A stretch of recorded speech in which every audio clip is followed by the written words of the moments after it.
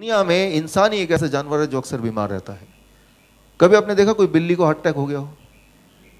कोई कुत्ता है डायबिटीज़ का, या कोई गाय है हाई ब्लड प्रेशर। ये सारी बीमारियां इंसान के लिए है, इंसान ही इससे सफ़र करता है। आज से 100 साल पहले, टुडे इज 2018, जब 1918 था, तब ये डायबिटीज़ नाम था भी नहीं, हाई कोलेस्ट्रॉल नाम का कुछ होता ही नहीं था। Hypertension, there was nothing called hypertension. By the time it was 1940s तक आए, तब कुछ कुछ केसेस दिखने लगे हार्ट अटैक के, हार्ट की बीमारी के। सो जैसे जैसे बीमारियां आती रहती हैं दुनिया में, तो साइंस क्या करता है, जिसे हम साइंस बोलते हैं, उसका कोई ना कोई दवा के रूप में आंसर ढूंढता है। Answer in the form of medicine. Medicine क्या हो सकता है इसका, जो इमीडिएटली हमें कुछ रिलीफ दे या कुछ ऐसा लगे कि ये सोल्यूशन है। तो जब हार्ट की बीमारी आई, जो कि 1940 में धीरे धीरे आने लगी, तो हार्ट की बीमारी जैसे जैसे बढ़ती गई, वैसे वैसे दवा की खोज भी बढ़ती गई। 1942 में north western university of America, that is a 150 years old university, उसने दवा खोज किया। लेकिन दवा लॉन्च करने से पहले, इंसान पे ट्राई करने से पहले कहाँ ट्राई करना होगा? It has to be tried on animals, जानवरों पे। लेकिन हेल्दी जानवर पे ट्राई करेंगे तो कुछ आंसर नहीं मिलेगा। ऐसे जानवर ढूंढने हैं कि जिनको हार्ट की बीमारी हो। और north western university of America, उनको पूरे दुनिया में से एक भी ऐसा जानवर नहीं मिला जिनको हार्ट की बीमारी हो। तो ट्राई कैसे करें, किस पे ट्राई करें? तो उन्होंने क्या किया, हेल्दी मंकीज, और उस समय की बात करें या आज की बात करें, पूरे दुनिया में हार्ट के सबसे ज़्यादा पेशेंट हैं वो भारत में है। अगर WHO के अनुसार अगर 60% ऑफ द, अगर 100 लोग आज हार्ट की बीमारी से मरते हैं, 60% ऑफ देम आर इंडियंस, आज भी और तब भी, राइट। तो न जाने कैसे उन साइंटिस्ट को लगा कि भारत में न जाने कुछ ऐसा है, उनकी मिट्टी में शायद कुछ है कि यहाँ पे हार्ट की बीमारी ज़्यादा होती है, तो शायद भारत के बंदरों को भी हार्ट की बीमारी दिलाना आसान होगा। तो 15 भारत के से मंकीज़ उन्होंने इंपोर्ट किए, और ये डिसाइड किया कि अगले कुछ समय तक इनको ह्यूमन लाइफस्टाइल में रखेंगे, इस उम्मीद से कि कुछ समय बाद इनको भी हार्ट की बीमारी हो जाएगी, फिर दवा दे के इन पे टेस्ट किया जा सकता है। तो ये चलता रहा। तो उन मंकीज़ का लाइफस्टाइल चेंज हो गया, वही वाला जो लाइफस्टाइल आपका है। सुबह उनको चाय बिस्किट मिलने लगा, उसके बाद ब्रेड मिलने लगा, उसके बाद पकोड़े मिलने लगे, नूडल्स मिलने लगे, रोटी मिलने लगी, और बिल्कुल जैसा लाइफस्टाइल आपका इस वक्त है। और ऐसा चलता रहा कुछ समय तक, कुछ साल तक। And bye the time it was 1952, एक भी मंकी को हार्ट की बीमारी हुई नहीं। इसके बावजूद भी साइंटिस्ट लोगों को बड़ा दुख हुआ और बड़ा गुस्सा भी आया उन बंदरों पे, और गुस्से में वो बंदरों को डराने लगे, धमकाने लगे, डंडा लेके पीछे भागने लगे उनको मारने के लिए।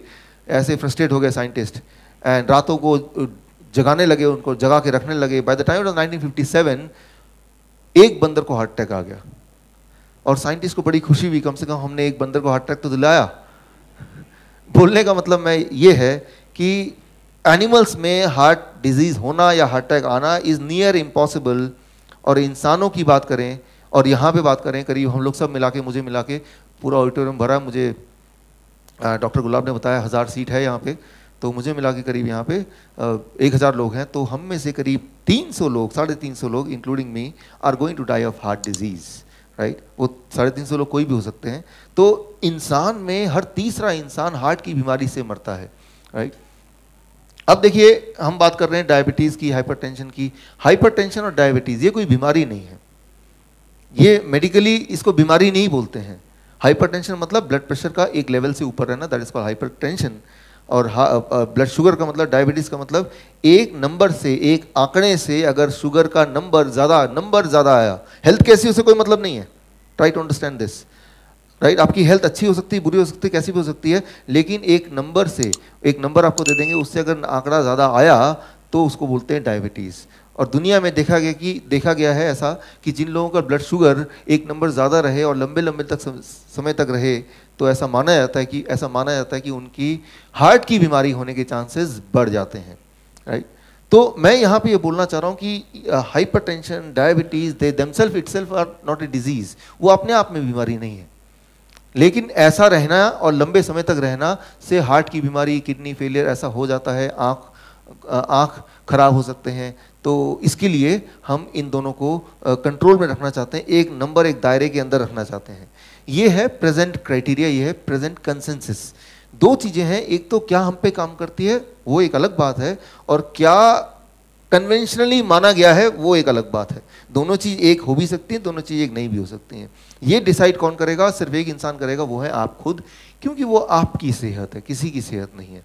It is your health. और पूरे हमेशा अगर आप देखें तो सिर्फ एक ही इंसान अपने साथ रहता है, आपके साथ रहता है, वो है आप खुद। तो आपसे ज्यादा आपके हेल्थ के बारे में दुनिया में कोई नहीं बता सकता, कोई मॉनिटर, कोई मशीन, कोई डॉक्टर नहीं बता सकता। मान लीजिए आपको हेडेक है, कौन सा एमआरआई बता देगा कि आपको हेडेक है? वो आप ही बताएंगे ना, मुझे हेडेक है। डॉक्टर बोलता नहीं आपको हेडेक नहीं है, आप बोल रहे हैं, तो किसकी बात मानेंगे? सो एक्चुअली आप देखें जो डायग्नोसिस है, वो डायग्नोसिस करने की जो ताकत है वो सिर्फ इंसान के पास है, उस इंसान के पास जो कि उस इंसान अपने अंदर रहता है। कोई और डायग्नोस नहीं कर सकता, और कोई और एक आंकड़ा दे सकता है, वो आंकड़ा मिसलीडिंग हो सकता है। और मिसलीडिंग हुआ, उस आंकड़े को रेफरेंस मान के आप दवा लेने लगेंगे तो आपने ऑलरेडी बीमारी का रास्ता चुन लिया है। तो वो रास्ता किस तरह से चुनते हैं, इसका मैं एक उदाहरण